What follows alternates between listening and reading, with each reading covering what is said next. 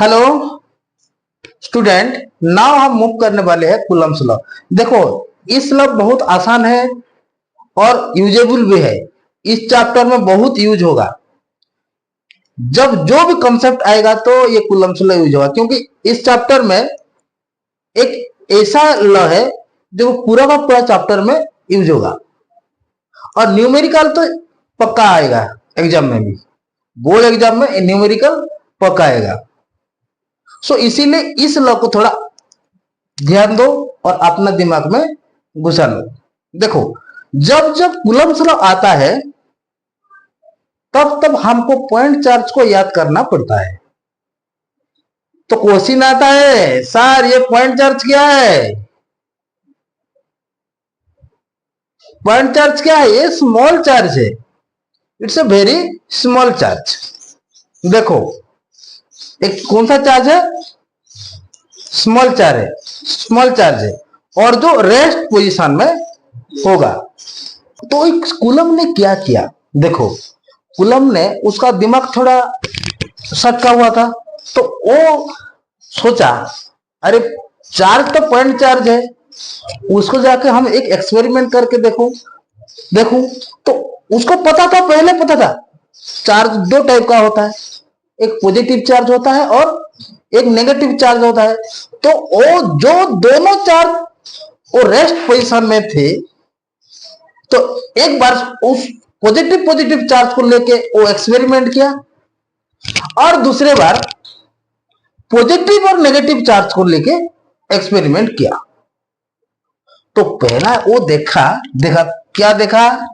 ये लिया positive charge. देखो, ये पॉजिटिव चार्ज है और ये भी पॉजिटिव चार्ज है। तो क्या था, क्या हुआ? देखो, एट दैट टाइम तो ये पॉजिटिव चार्ज को रिपेल किया है। देखो, तो इस दोनों तो दुश्मन है ना, दोस्ती कभी नहीं होगी। इस दोनों क्या होगी? ये इस दोनों दुश्मनी है। तो जब ये इसके पास जाएगा तो ये बाहर चला जाएगा, जब ये इसके पास आएगा तो ये भी बाहर चला जाएगा। देखो, ये सेम अमाउंट चार्ज है, ध्यान दो। तो ये जितना फोर्स देगा वो भी ये इसको इतना फोर्स देगा, क्योंकि इस दोनों दुश्मन है। दोनों दुश्मन है ना, कभी भी नहीं जमता। आएगा कि नहीं आएगा? तो ये इसके पास जाएगा तो वो चला जाएगा, ये इसके पास आता हो तो ये भी भाग जाता है। अरे कूलम ने सोचा, मैं इसको लेता हूं तो ये वाला गायब आगे भाग जाता है, इसको फिर इसके पास आता हूं तो ये भी उस जगह से वो निकल जाता है। फिर क्या किया? एक नेगेटिव चार्ज लेके आया और एक पॉजिटिव चार्ज लेके आया। इस दोनों पूरा दोस्त है, इस दोनों पूरा दोस्त है। ये भी इसके साथ चिपकना चाहता है और ये भी इसके साथ चिपकना चाहता है। तो ये क्या हो गया? ये जब जब इसके पास हम लेंगे तो ये इधर जाएगा और ये भी इधर जाएगा। ये जितना फोर्स लगाएगा इसके ऊपर, ये भी उतना फोर्स लगाएगा। तो उसने क्या सोचा? इस दोनों एक्सपेरिमेंट जब किए तो तब उसने सोचा, नहीं, तो ये वाला क्या था? जब इक्वल चार्ज होंगे और लाइक चार्ज होंगे उस टाइम में फोर्स रिपेल होता है, और जब अपोजिट चार्ज होंगे उस टाइम में अट्रैक्टिव होता है। और उस टाइम में इस लॉ कूलम ने दिया। तो इस लॉ को हम बोलते हैं कूलम्स लॉ ऑफ इलेक्ट्रोस्टैटिक। आएगा कि नहीं? तो क्या बोला उसने? देखो, it state that force of attraction और repulsion between two charge is directly proportional to product of their charges and inversely proportional to square of the distance between them. देखो force according to Coulomb's law, according to Coulomb's law, तो force directly proportional to product of their charges. Question आता है यहीं पे, देखो एक तो charge plus होता है, एक माइनस होता है, ये प्लस प्लस भी होता है। नहीं, वो चार्ज का नेचर जैसा भी हो, वो चार्ज पॉजिटिव हो कि नेगेटिव हो, तो हम उसका मैग्नीट्यूड ही लेंगे।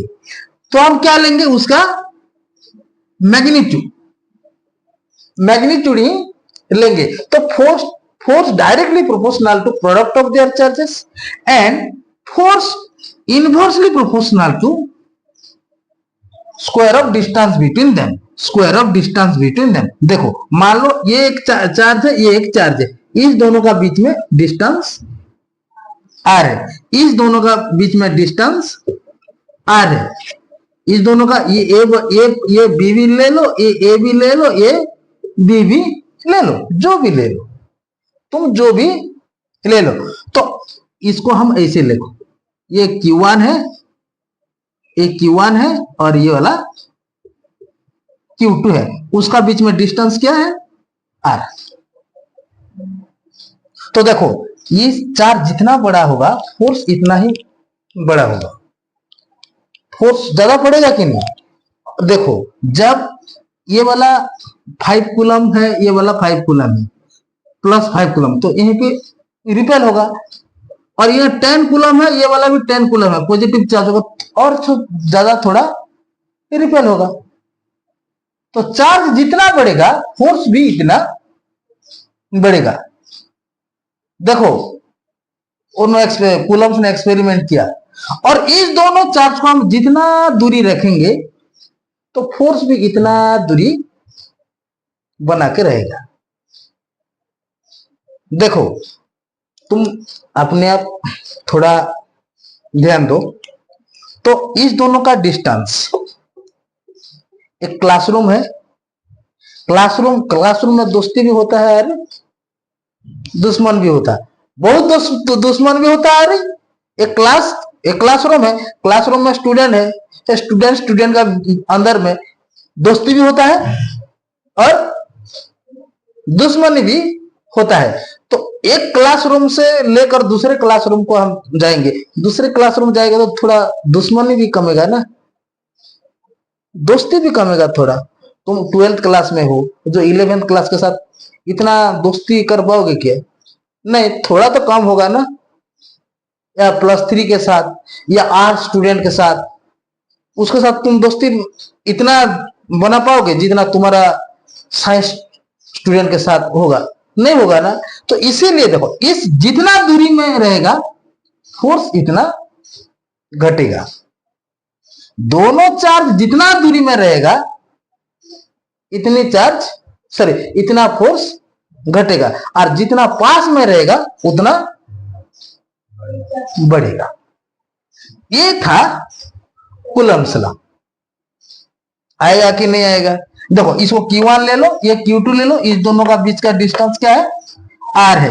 देखो इसको इक्वेशन 1 दे दो, इसको इक्वेशन 2 दे दो, इस दोनों को हम कंबाइन करेंगे। Combining equation 1 and equation 2, combining equation 1 and 2, इस दोनों का हम जब कंबाइन करेंगे तो ये वाला क्या होगा, ये फोर्स होगा।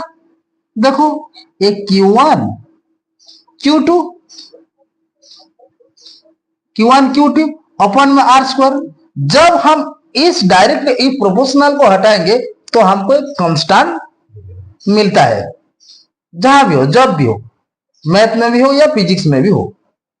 जब इसको हम हटा देंगे तो यहीं पे एक कांस्टेंट हमको मिलता है। तो F इक्वल टू ये होगा कि देखो एक Q1 Q2 अपन में R²। तो इसको इक्वेशन 3 दे दो। के कौन है? Electrostatic force constant. लिख दो where K is the electrostatic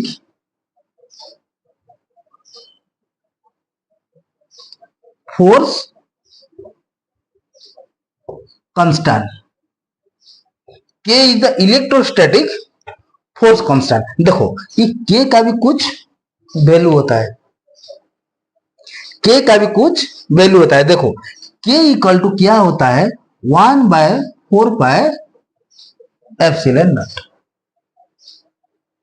1/4 pi epsilon not. और एप्सिलॉन नॉट का वैल्यू क्या है याद है कि नहीं? 8.854 इंटू 10 टू द पावर -12. तो एप्सिलॉन नॉट का वैल्यू कितना है एग्जाम बोर्ड में देगा. और थोड़ा दिमाग में भी घुसाओ, ऑलरेडी देगा. एप्सिलॉन नॉट का वैल्यू इतना है, के का वैल्यू इतना है, कांस्टेंट का वैल्यू इतना है, देगा. उसको पुट करके तुम न्यूमेरिकल करना है. तो देखो आगे हम न्यूमेरिकल भी करेंगे. तो एप्सिलॉन नॉट का वैल्यू कितना है 4 इंटू 10 टू द पावर -12. तो एप्सिलॉन नॉट कौन है? एप्सिलॉन नॉट कौन है? Permittivity of free space. Here epsilon not is permittivity of free space. देखो एक मीडियम है, ये फ्री स्पेस का मीडियम. अब जब दूसरा मीडियम यहाँ पे होगा तो थोड़ा अट्रैक्शन भी ज्यादा हो जाएगा, नहीं तो कम हो जाएगा. जितना ये फ्री स्पेस में जितना परमिट करेगा तो दूसरा मीडियम में, अलग से मीडियम में वो ज्यादा भी हो जाएगा, नहीं तो कम भी हो जाएगा. देखो जब इसको थोड़ा मैं मिटाता हूं.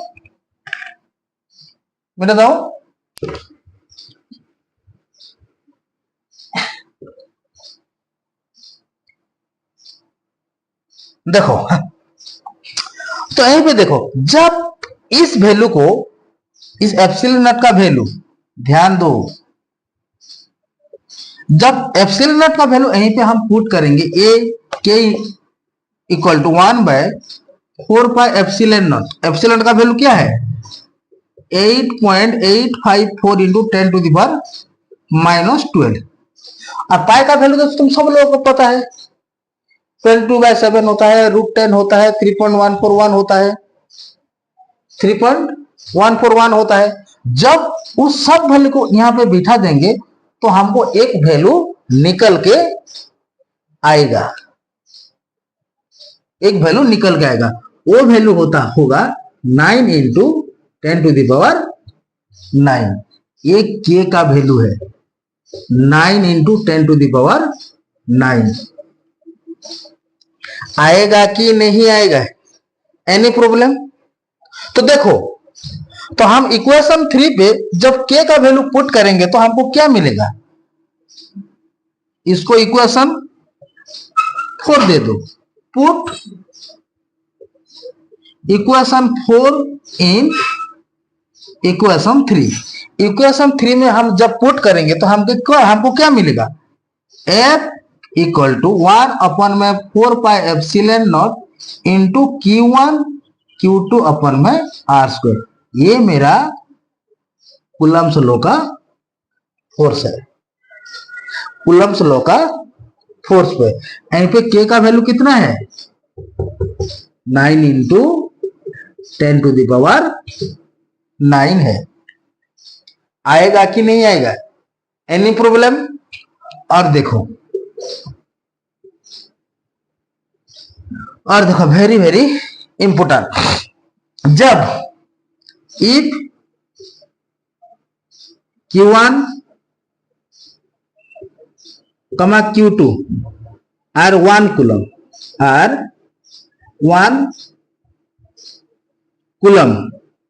and R is 1 मीटर, तब ये फोर्स हो जाएगा 1/4 पाई एप्सिलॉन नॉट. तो ये क्या होगा ये वाला 1 कूलम्ब 1 कूलम होगा कि नहीं? 1 कूलम इंटू में 1 मीटर होगा। तो एट दैट टाइम के का वैल्यू तो कितना 1/4 का वैल्यू तो सब लोग को पता है कि नहीं? तो इसका वैल्यू कितना है? F इक्वल टू 9 इंटू 10⁻⁹ है।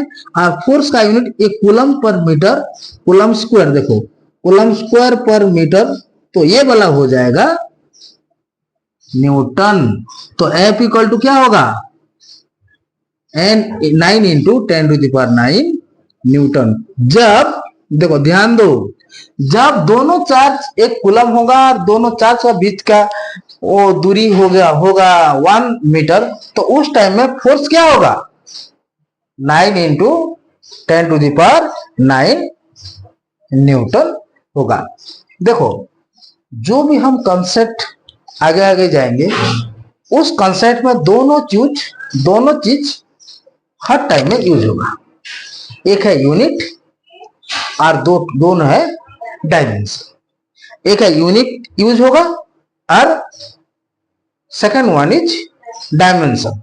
और इस तो हम पहले 11th क्लास में पढ़ चुके हैं, थोड़ा बहुत याद है। और जब भी याद नहीं है तो मैं और एक बार तुम लोगों को रिवाइज कर देता हूं।